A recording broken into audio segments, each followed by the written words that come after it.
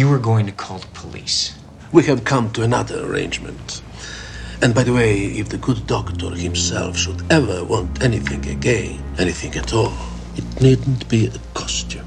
Like, she's probably between 14 and 17 years old. It's a little bit hard to decipher. But the most important question is not how old is she here, but how old was she when she began being basically loud to these guys, because this guy is not her father. He's her pimp.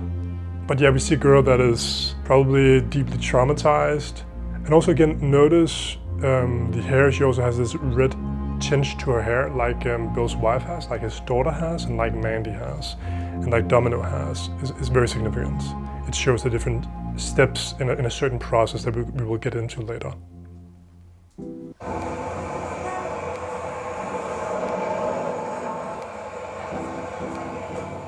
Cheers out there, guys.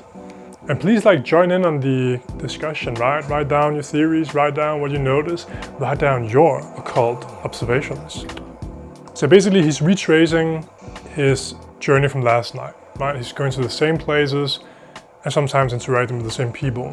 But instead of, he's kind of returned to the daylight, but with his eyes a little less wide shut. He has found out about the underlying hidden nature of humanity, and of course the hidden powers of society. These two things go together, right? Because the powers that be, the elites, so to say, that people like to call them, I like to call them the degenerates, but you know, you take your pick. But they're very much governed by their R complex, to apply neurological terminology, right? The reptilian brain, sort of the titanic nature, right? As we hear about in Greek mythology, right? The Titans were more these earthy, primitive, instinctual, quite monstrous figures, right? So the Olympians, right? The civilized archetypes that we worship in our culture might have, pushed them into Tartarus, into the underworld, but they still exert a lot of power and influence. And in the society that we live in today, when we look at, the Klaus Schwabs of the world, the Larry Finks of the world, then it seems to me that the titanic powers indeed have quite the foothold in society as well. So this is what he's realizing, right? And everyone who has been experiencing this, right, who has been, I'm not going to use the phrase red pill because it's been hijacked by some very toxic people. But when you eat from the fruit of knowledge, if you will, and you figure out that, people didn't stop being evil after the Second World War, whatever, or after the Middle Ages in Rome, but many people live in blissful ignorance, thinking that, oh, we are good now, right? We are good, decent, civilized people now. Not quite so, not quite so. And it's even more dangerous when we ignore it and when we're not aware of it, right? So it's easy to look at Rome and look at the crazy emperors and look at the crazy popes and the perverted aristocrats and whatnot, and be like, oh, evil people, how evil those people were back in the day. The thing is, they still exist, and in fact, that not that much have changed. We have these democratic institutions that somewhat work in certain regards, right? It is not the worst system that we have created for ourselves, but it is also quite a facade, right? We still have upper classes, we still have very, very wealthy elites who help each other out and intermarry and all that stuff. I mean, just look at celebrities, to take an example. They basically just date each other, right? They have nothing to do with the socioeconomic middle and lower classes. So we still have prevailing aristocracies. They're just they don't live in castles anymore, but they live in in big mansions, and they don't have titles like Baron and Duke and so on and so forth. But they have CEO in front of their name, or they're a shareholder of this thing, or CEO of that thing. Human nature doesn't really change, and if it does, it's quite slow. So Bill is disturbed, not just about his wife's nature, this sexual, wild nature, this ferocious nature, this lustful nature that he didn't even know existed. And now he's also very disturbed about, all the stuff that he's noticing on the street and in some very high places indeed.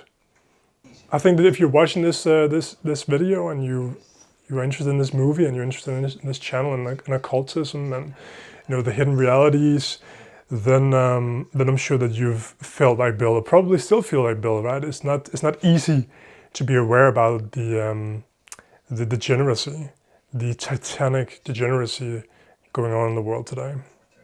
By the way, Hatar, what do you think happened to Nick, the piano player? Do you think killed him? Do you think they just beat him up, sent him back to his home state, or?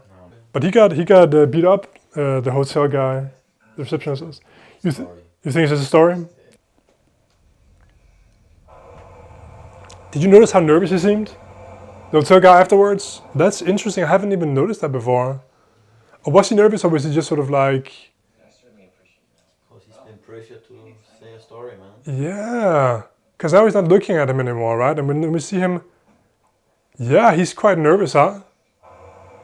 Interesting. Maybe he was threatened.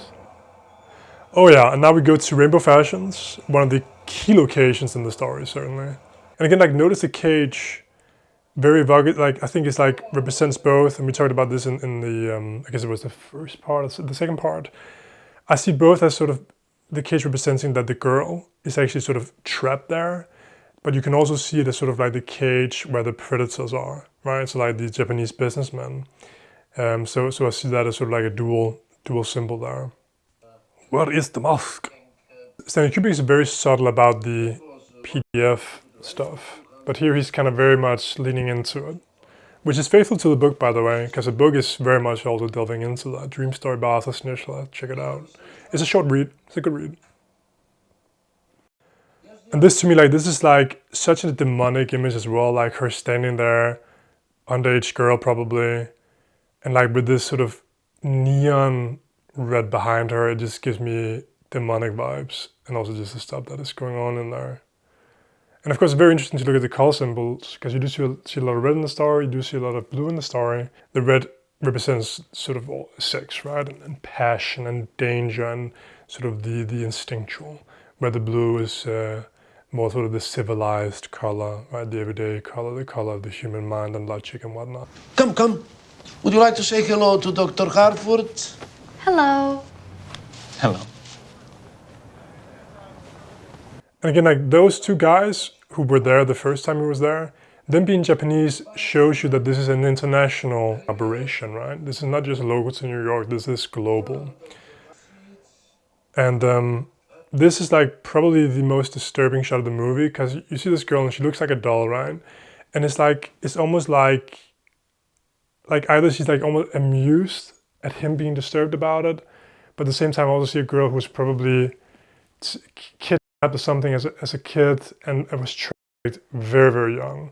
So like like she's probably between 14 and 17 years old. It's a little bit hard to decipher, but the most important question is not how old is she here, but how old was she when she began being basically pimped out to these guys, because this guy is not her father.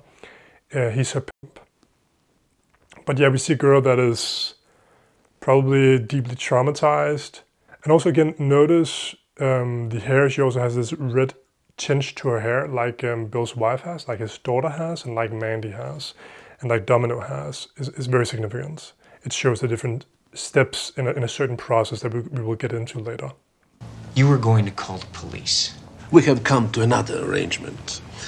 And by the way, if the good doctor himself should ever want anything again, anything at all, it needn't be a costume.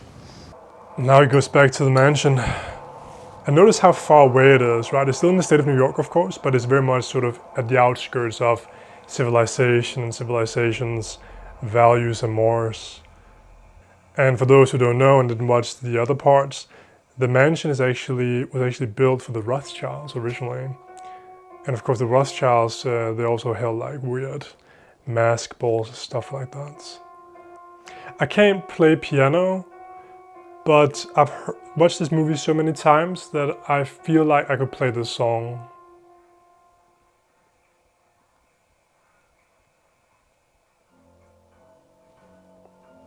Fun fact, the mansion was also used in Batman Begins for Wayne Manor. Interesting, right? Yeah. So this is basically evil Alfred. Seems like a nice guy. Friendly. Cordial. I'm sure very, very talkative usually, but today was probably just a bad day. I actually think that the letter is exactly the same as in the book. We could even verify that.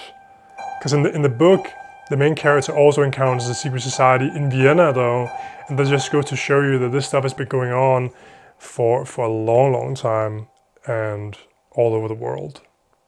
The reason why I think that they chose New York City, that Stanley chose New York City, is probably because he knew stuff that was going on there. I mean, Epstein was based in New York City, right? He had a big townhouse mansion, very similar to Victor. Indeed, Victor and Epstein are very, very similar. Both Wall Street financiers, both Jews, both have this organization. But I think it also has to do with the fact that New York is basically sort of the modern day Babylon, right? Babylon is sort of like the foundation of capitalism and so the financial world and trading, the bank system. And Vienna, funny enough, was also very influential when it came to the development of the banking system. And of course, New York City is the financial capital of the world. And the thing is that in Babylon, they worshipped Ishtar, who's essentially the equivalent of Venus. And of course, Venus rules money.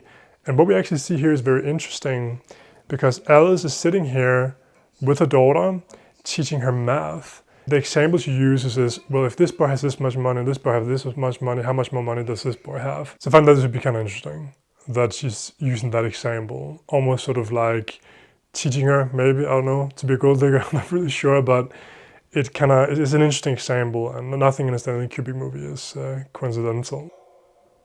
But he no longer sees Alice as just this nice little, home wife, right? No, this is a complex, mysterious, frighteningly sensual being that he has in his home, right? It's almost like having a predator there. I think a big part of the reason why she has all these fantasies is because she's very sexually suppressed, right? Because they don't have this deep, romantic, loving, appreciative connection, right? He doesn't see her. He's not a philosopher, he's not a lover of wisdom of Sophia, a man who wants to penetrate the depths of his woman sexually, mentally, and spiritually, right? He has been living very much on the surfaces of things and hasn't invited her to really step into her priestess, step into her goddess mode. Now he's going to visit Domino, the street hooker that he met the night before. And something that I noticed in the movie last time I watched it is how just decent and, I don't know, kind and pleasant, gracious that these street hookers are. Compared to sort of the billionaires in the movie and these people in the upper echelons of society, they seem so much more, civilized and decent. I think that's a very, very interesting detail. This society that we live in today has been turned completely upside down, right? Back in ancient Uruk and early Babylon and ancient Canaan, we would have women as priestesses in a very high social standing, and they would have been sort of the early form of prostitutes, but within a spiritual tantric context where they took in worthy men, mature men, or men who had sort of at least begun to sort of refine themselves, right? So they would bring in worthy men into the goddess temples, and they would take them through tantric practices to exaltify these men into a higher level.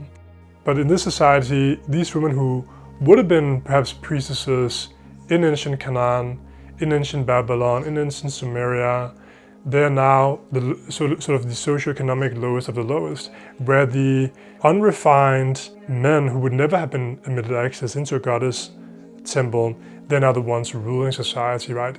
The people like Victor, who have no compassion, no love in their heart, no high awareness, who think with their dick and are greedy, selfish, and those are the type of people, unfortunately, that attain a lot of power in this world that we live in right now. So like the real goddess temple that Bill actually enters in the story is not the big Rothschild mansion where they have these women who are basically trafficked, brainwashed, who knows what, but actually this small drab apartment in New York City with these two street hookers. That is actually the closest that he gets to a goddess temple. And verifying this perspective that I have is this small little painting of an apple behind Bill Harford. And I actually see this symbol, small though it is, seemingly insignificant though it is, I actually see that as one of, if not the most key symbol of the entire movie. Because The apple is the fruit most commonly believed to be the fruit that Eve and Adam ate of in Eden. And the apple is also the sacred fruit of Venus. And just look at the shape here of the piece of the apple that has been removed. It's very much a vulva shape. So this very much evokes the forbidden fruit of knowledge, which indeed is sex, tantrically understood. Sex as a pathway to superconsciousness, where your eyes are opened and you see like God, knowing good and evil. So this very much sort of imbues this small drab apartment with a good amount of goddess energy. These women are essentially the closest we get in this movie to the priestesses that used to rule the goddess religions back in the day. And funny enough, these two street hoggers are the most decent, refined, kind, pleasant people that we see in the whole movie.